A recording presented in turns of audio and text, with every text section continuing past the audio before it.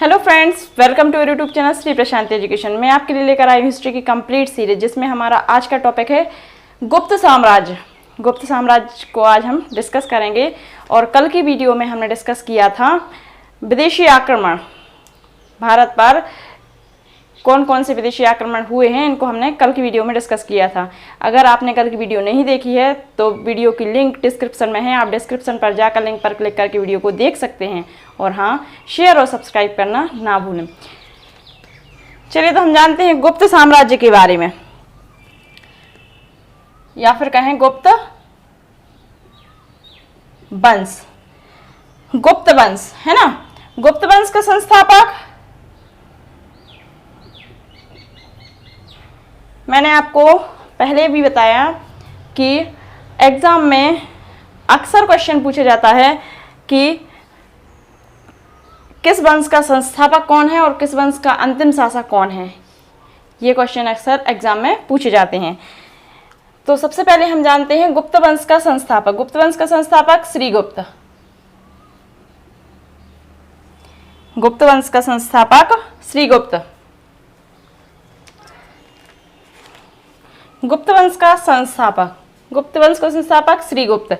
श्रीगुप्त गुप्त वंश का उदय 3री शताब्दी के अंत में प्रयाग के निकट कौशाम्बी में हुआ था। गुप्त वंश का उदय 3री शताब्दी के अंत में प्रयाग के निकट कौशाम्बी में हुआ था। कौशाम्बी में हुआ था। अब गुप्त वंश का संस्थापक कौन? श्रीगुप्त। श्रीगुप्त के बाद उसका उत्तराधिकारी हुआ घटोत्कच।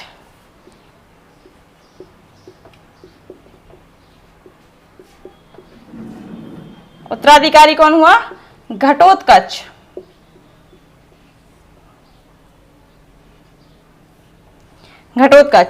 अब देखिए श्रीगुप्त 240 ईसा पूर्व से 280 ईसा पूर्व तक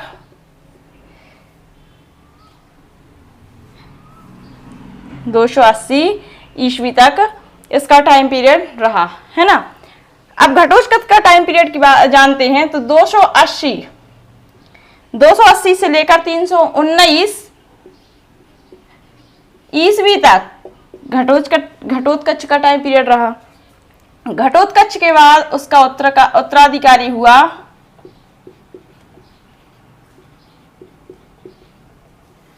घटोत्कच के बाद उसका उत्तराधिकारी हुआ चंद्रगुप्त प्रथम।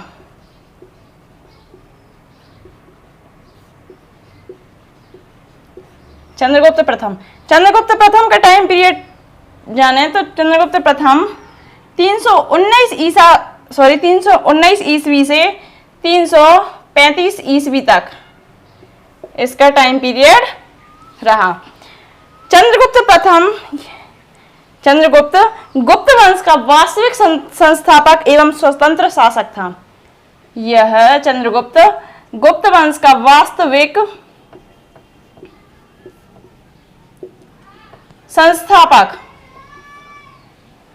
संस्थापक और स्वतंत्र शासक कहा गया।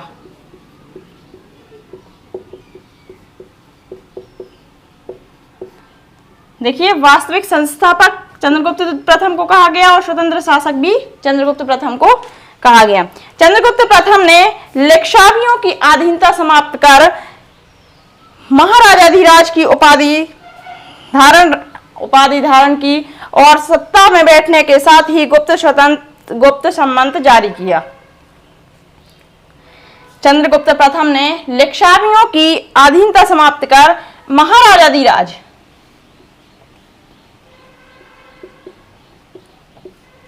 उपाधि धारण की।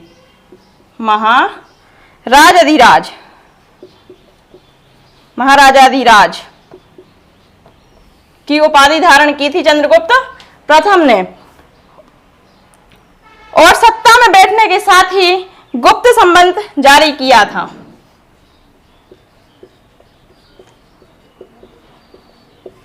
गुप्त संबंध भी जारी किया था जब चंद्रगुप्त प्रथम सत्ता पर बैठे थे।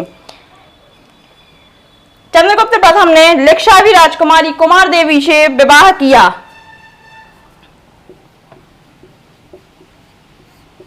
विवाह किससे किया? लिच्छवी की राजकुमारी।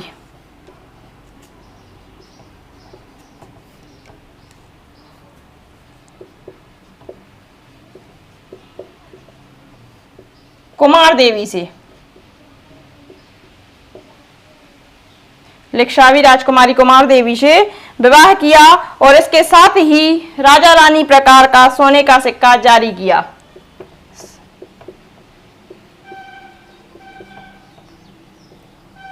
सोने का सिक्का जारी किया। देखिए, गुप्त वंश का उदय कब हुआ? तीसरी शताब्दी के अंत में प्रयाग के निकट कौशाम्बी में, है ना। संस्थापक श्रीगुप्त, गुप्त वंश का संस्थापक श्रीगुप्त, जिसका टाइम पीरियड 240 से 280 ईस्वी तक रहा। श्रीगुप्त का उत्तराधिकारी घटोत्कच, जिसका टाइम पीरियड 280 से 319 ईस्वी तक रहा। घटोत्कच का उत्तराधिकारी चंद्रगुप्त प्रथम हुआ। चंद्रगुप्त प्रथम का टाइम पीरियड 319 से 335 ईस्वी रहा। गुप्त वंश का उदय तीसरी शताब्दी के अंत में प्रयाग के निकट कौशाम्बी में हुआ। गुप्त वंश का संस्थापक श्रीगुप्त, जिसका टाइम पीरियड 240 से 280 ईस्वी रहा। श्रीगुप्त का उत्तराधिकारी घटोत्कच हुआ। घटोत्कच का टाइम पीरियड 280 से 319 ईस्वी रहा। घटोत्कच का उत्तराधिकारी चंद्रगुप्त प्रथम हुआ, जिसका टाइम पीरियड 319 से 335 ईस्वी रहा। अब चंद्रगुप्त प्रथम वास्तविक संस्थापक भी कहा जाता है। चंद्रगुप्त प्रथम को वास्तविक संस्थापक भी कहा गया और यह स्वतंत्र शासक भी कहा गया। इसे स्वतंत्र शासक भी कहा गया। चंद्रगुप्त प्रथम को उपाधि किसकी मिली? महाराजाधिराज की उपाधि धारण की चंद्रगुप्त प्रथम ने। गुप्त संबंध किसने चलाया? चंद्रगुप्त प्रथम ने। चंद्रगुप्त प्रथम का विवाह लिच्छवी राजकुमारी कुमार देवी से हुआ और इन्होंने इसके साथ ही राजा रानी प्रकार के सोने के सिक्के जारी किए।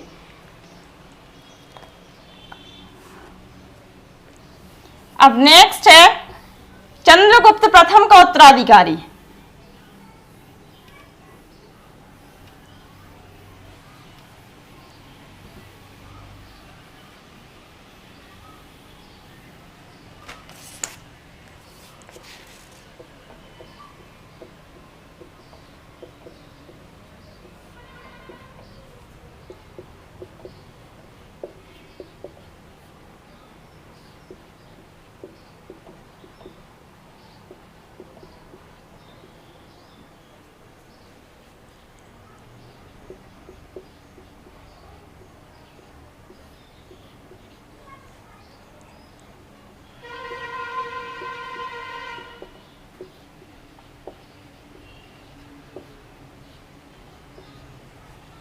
चंद्रगुप्त प्रथम का उत्तराधिकारी समुद्रगुप्त हुआ।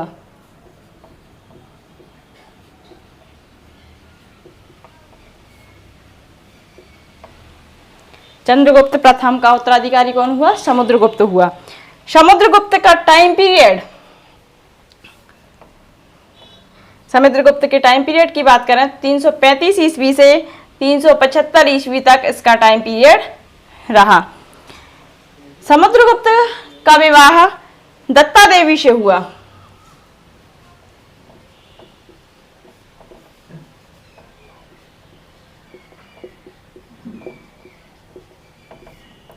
समुद्रगुप्त का विवाह किससे हुआ? दत्ता देवी से हुआ। समुद्रगुप्त ने लिच्छवी दौहित्र की उपाधि रखी।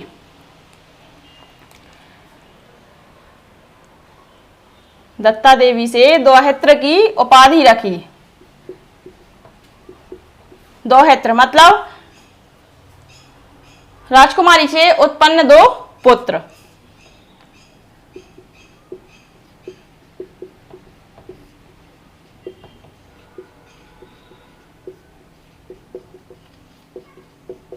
इन्होंने दौहित्र की उपाधि रखी, मतलब राजकुमारी से उत्पन्न दो पुत्र। इनको राजकुमारी से 2 पुत्र चाहिए थे। समुद्रगुप्त ने आर्यवर्त तथा दक्षिणवर्त के कई अभियान किए थे।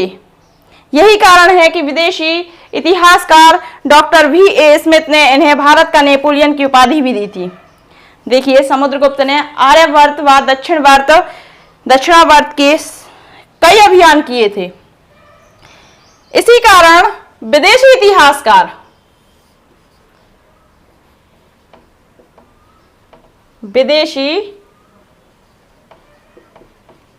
इतिहासकार डॉक्टर A.V. स्मिथ ने समुद्रगुप्त को भारत का नेपोलियन की उपाधि दी थी।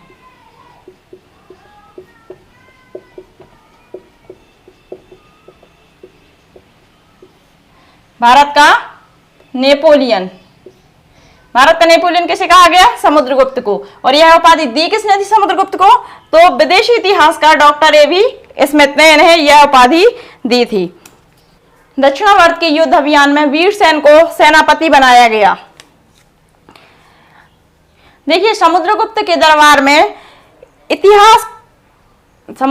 दरबारी इतिहास हरिशेन ने प्रयाग प्रशस्ति की रचना की थी। जो समुद्रगुप्त के दरबारी इतिहास थे,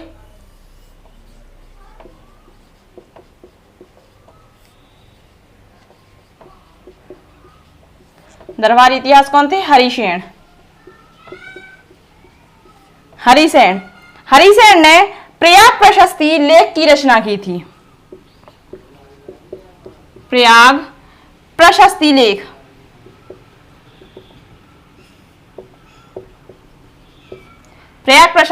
की रचना की थी, जो गद्य एवं पद्य दोनों में मिश्रित संस्कृत की चंपू काव्य शैली आधारित थी। देखिए, प्रयाग प्रशस्ति थी जो वह गद्य शैली में भी थी और पद्य शैली में भी आधारित थी। समुद्रगुप्त पहला गुप्त शासक था जिसने अश्वमेध यज्ञ करवाया था। देखिए, समुद्रगुप्त ने अश्वमेध यज्ञ भी कराया था।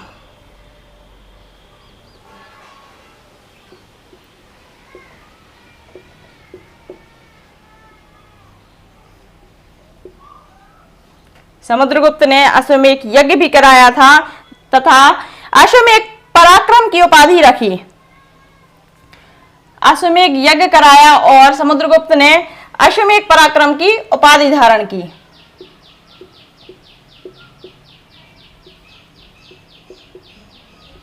अश्वमेध पराक्रम की उपाधि धारण की। समुद्रगुप्त ने अश्वमेध प्रकार के सिक्के भी जारी किए थे।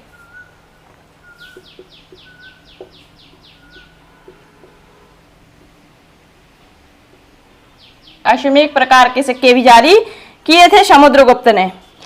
समुद्रगुप्त के समय पर श्रीलंका का राजा मेघवर्मन था, जिसने समुद्रगुप्त से बोधगया में बोधि वृक्ष लगाने का आज्ञा मांगी थी। समुद्रगुप्त के समय श्रीलंका का राजा मेघवर्मन था, जिसने समुद्रगुप्त से बोधगया में बोधि वृक्ष लगाने की आज्ञा मांगी थी। समुद्रगुप्त पहला महान शासक था जिसने कविराज की उपाधि धारण की थी। समुद्रगुप्त पहला महान शासक था जिसने कविराज की उपाधि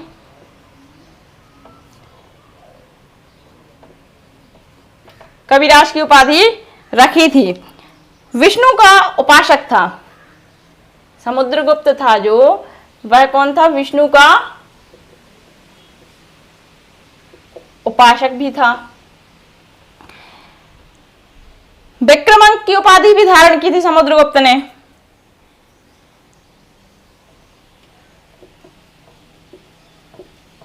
विक्रमांक की उपाधि भी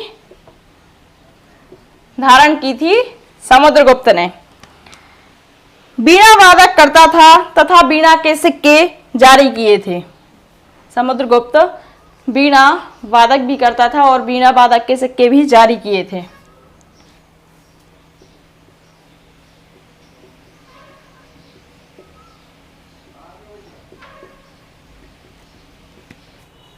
समुद्रगुप्त ने जो सिक्के जारी किए उस पर वह वीणा वादक करते हुए दिखाया गया।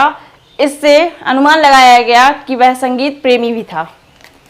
समुद्रगुप्त संगीत प्रेमी भी था।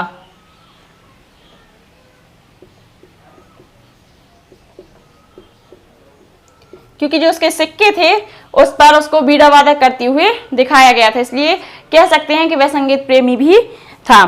अब समुद्रगुप्त का उत्तराधिकारी चंद्रगुप्त द्वितीय हुआ। समुद्रगुप्त का जो उत्तराधिकारी हुआ वह चंद्रगुप्त द्वितीय हुआ।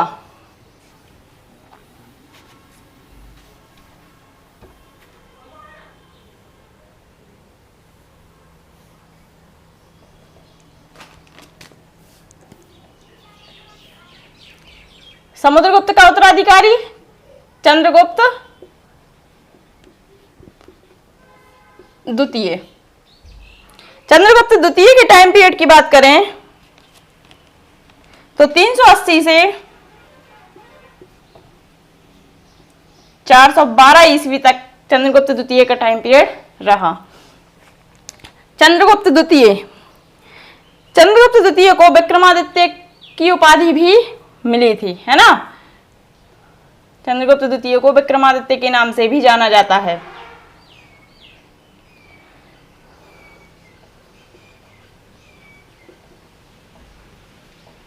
विक्रमादित्य के नाम से भी जाना जाता है। और चंद्रगुप्त द्वितीय को अन्य नामों से भी जाना जाता है, उन नामों को भी हम जानते हैं। देवराज,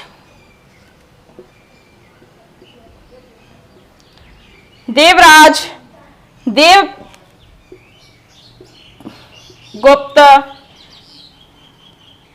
इनका उल्लेख, चंद्रगुप्त के इन नामों का उल्लेख दिल्ली के मेहरौली लौह स्तंभ में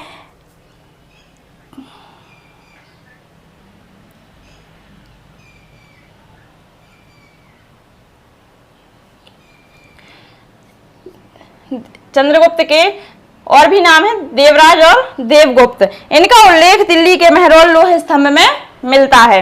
चंद्रगुप्त की पत्नी की बात करें, चंद्रगुप्त की विवाह, तो चंद्रगुप्त का विवाह किससे हुआ? उनके दो विवाह हुए। एक हुआ ध्रुव देवी से और दूसरा विवाह हुआ उनका कुबेर नागा से।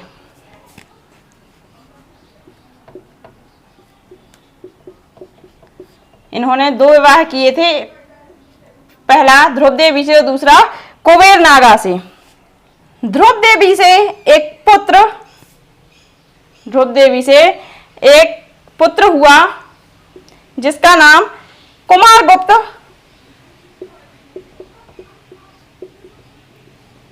फर्स्ट, कुमारगुप्त प्रथम था। और प्रभावती का जन्म, अब देखिए कुबेर नागा से एक पुत्री का जन्म हुआ जिसका नाम प्रभावती। चंद्रगुप्त द्वितीय के दो विवाह हुए, पहला विवाह ध्रुव देवी के साथ हुआ और दूसरा विवाह कुबेर नागा के साथ हुआ। ध्रुव देवी से एक पुत्र उत्पन्न हुआ कुमारगुप्त। ध्रुव देवी से एक पुत्र का जन्म हुआ जिसका नाम कुमारगुप्त प्रथम था और दूसरी पत्नी कुबेर नागा से एक पुत्री का जन्म हुआ जिसका नाम प्रभावती था। आगे चलकर प्रभावती का विवाह बुकाटक नरेश रुद्र सेन द्वितीय से हो गया। देखिए प्रभावती का विवाह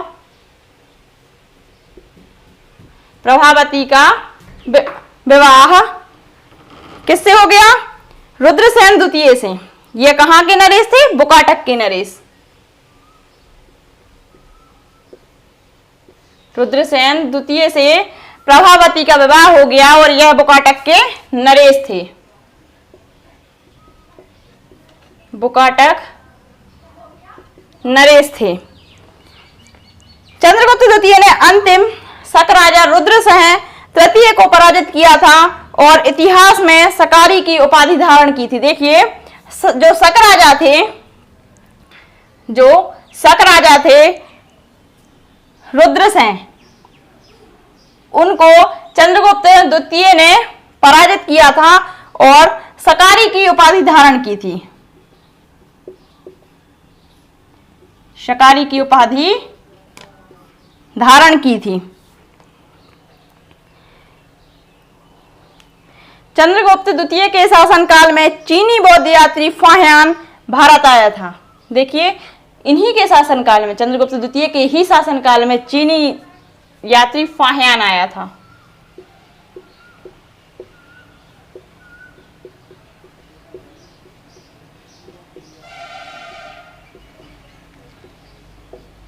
चीनी यात्री फाह्यान चंद्रगुप्त द्वितीय के दरबार में आया था।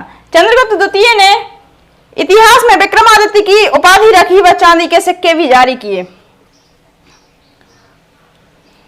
देखिए, शक को जब इन्होंने खदेड़कर भारत से बाहर किया तब इनको एक उपाधि मिली, तब इनको एक उपाधि दी गई विक्रमादित्य की। विक्रमादित्य की उपाधि इनको दी गई, जैसा कि मैं आपको पहले बता चुकी हूं। और चंद्रगुप्त द्वितीय ने चांदी के सिक्के भी जारी किए थे।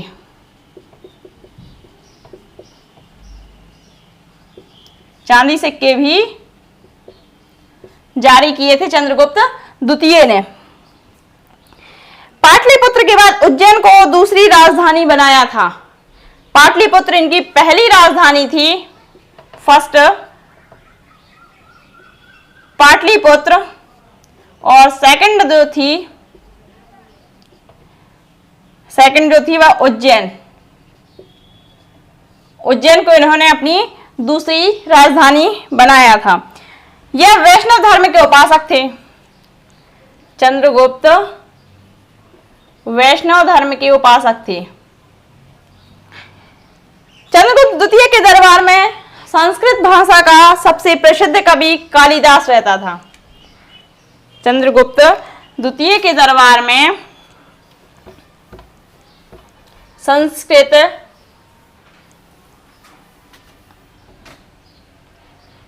संस्कृत भाषा का सबसे प्रसिद्ध कवि, देखिए चंद्रगुप्त द्वितीय के दरबार में कवि कालिदास रहते थे। कालिदास, जिनकी रचना है रघुवंशम,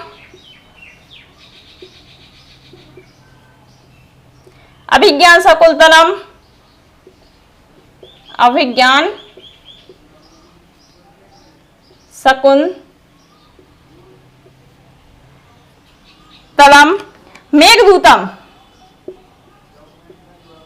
मेघदूतम आदि कालिदास की रचनाएं हैं। कालिदास की रचनाएं कौन कौन सी?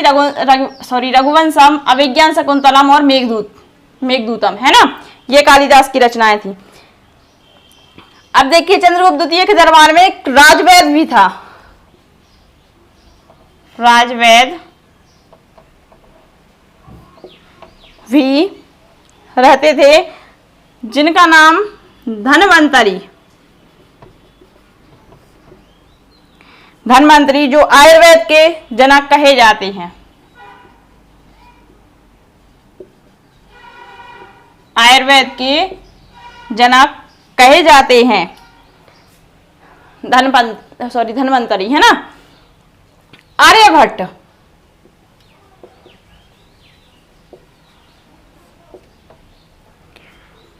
आर्यभट्ट भी इनके दरबार में रहते थे, जिनके ग्रंथ हैं आर्यभट्टयम, जिनके ग्रंथ हैं आर्यभट्टयम,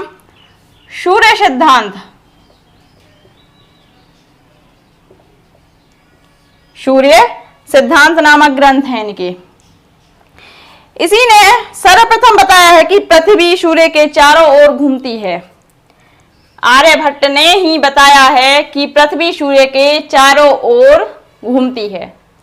चंद्रगुप्त द्वितीय के दरबार में रहने वाले प्रमुख विद्वान, देखिए जो विद्वान चंद्रगुप्त द्वितीय के दरबार में रहते थे उनके नाम है वाराहमेहर,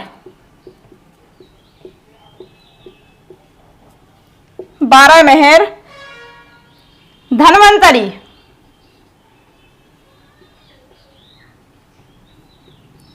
धन्वंतरी और ब्रह्मगुप्त।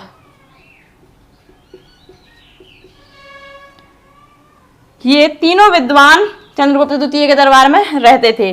धन्वंतरी का मैं आपको बता ही चुकी हूं। बारहमेहर की दो रचनाएं हैं, पंच सिद्धांतिका और बृहत संहिता।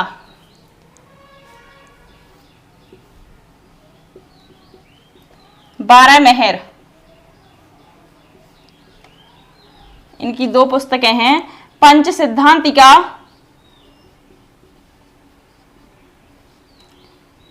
और दूसरी है बृहत संहिता। इनके बाद चंद्रगुप्त द्वितीय के बाद चंद्रगुप्त द्वितीय के उत्तराधिकारी कौन हुआ? कुमारगुप्त। चंद्रगुप्त द्वितीय का उत्तराधिकारी कुमारगुप्त।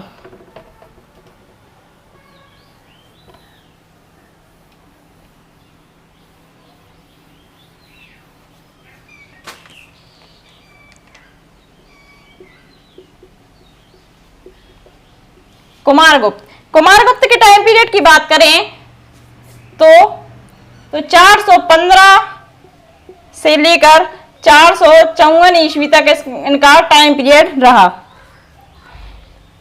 इनको महेंद्र की उपाधि भी दी गई थी। कुमारगुप्त को महेंद्र की उपाधि भी दी गई थी। महेंद्र की उपाधि भी दी गई थी। दूसरा गुप्त शासक जिसने अश्वमेध यज्ञ करवाया था, देखिए समुद्रगुप्त ने अश्वमेध यज्ञ करवाया था, और दूसरा जिसने अश्वमेध यज्ञ करवाया था,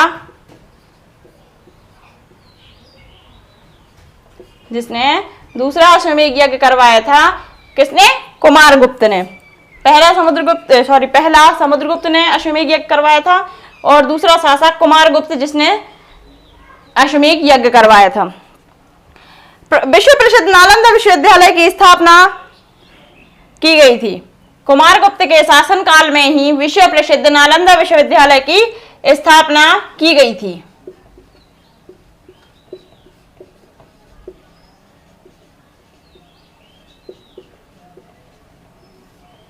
कुमारगुप्त के शासनकाल में ही नालंदा विश्वविद्यालय की स्थापना की गई थी। वर्तमान भारत की सबसे प्राचीन विश्वविद्यालय नालंदा विश्वविद्यालय ही थी। वर्तमान भारत की सबसे प्राचीन विश्वविद्यालय नालंदा विश्वविद्यालय थी। नालंदा विश्वविद्यालय को मिटाने का काम गौरी का सेनापति बख्तियार खिलजी ने किया था। देखिए, कुमारगुप्त के शासनकाल में नालंदा विश्वविद्यालय की स्थापना की गई थी, और इसको मिटाने का काम गौरी के सेनापति बख्तियार खिलजी ने किया था। अब देखिए, कुमारगुप्त के बाद जो उत्तराधिकारी हुआ, तो कुमारगुप्त के बाद कौन हुआ उत्तराधिकारी गुप्त वंश का? स्कंदगुप्त।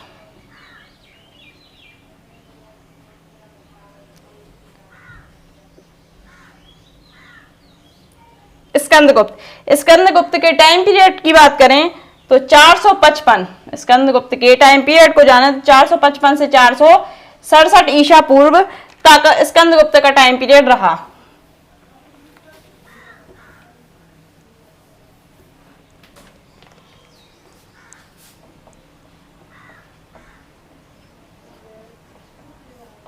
स्कंदगुप्त ने करमदित्य की उपाधि धारण की थी, है ना?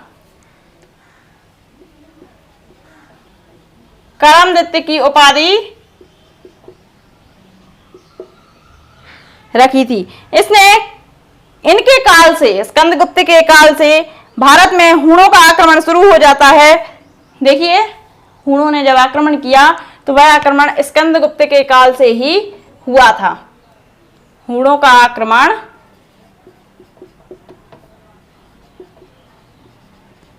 किसके काल में किया गया? स्कंदगुप्त के काल में किया गया। पहला हूण आक्रमण स्कंदगुप्त के काल में ही हुणों का आक्रमण किया गया। अब देखिए स्कंदगुप्त का उत्तराधिकारी, स्कंदगुप्त के बाद जो गुप्त वंश का उत्तराधिकारी हुआ पुरुगुप्त। कौन हुआ? पुरुगुप्त। देखिए स्कंदगुप्त के शासनकाल में ही सुदर्शन झील,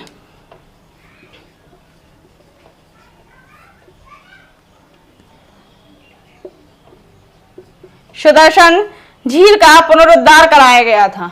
अब देखिए सुदर्शन झील का निर्माण किसने कराया था? तो सुदर्शन झील का निर्माण चंद्रगुप्त मौर्य ने कराया था।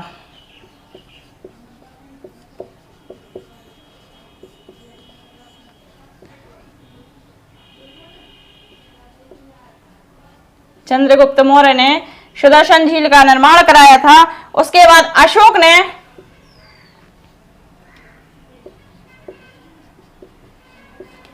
ने पुनः निर्माण कराया।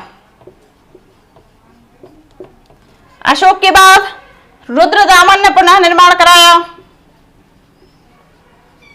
और रुद्रदामन के बाद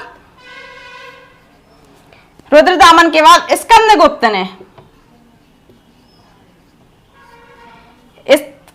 ने पुनरुद्धार कराया था या फिर कहें पुनर्निर्माण कराया था सुदर्शन झील का। स्कंदगुप्त का अंतिम शासक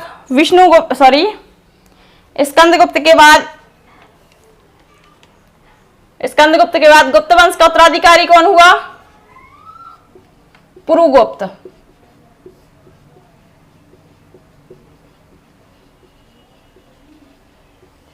पुरुगुप्त स्कंदगुप्त के बाद गुप्त वंश का उत्तराधिकारी हुआ।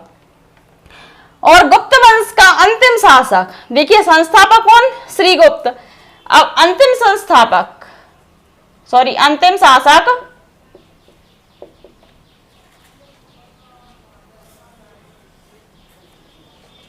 गुप्त वंश का अंतिम शासक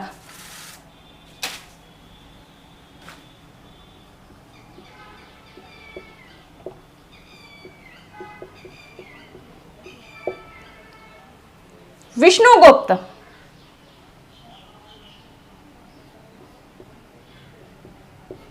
गुप्त वंश का अंतिम शासक कौन हुआ?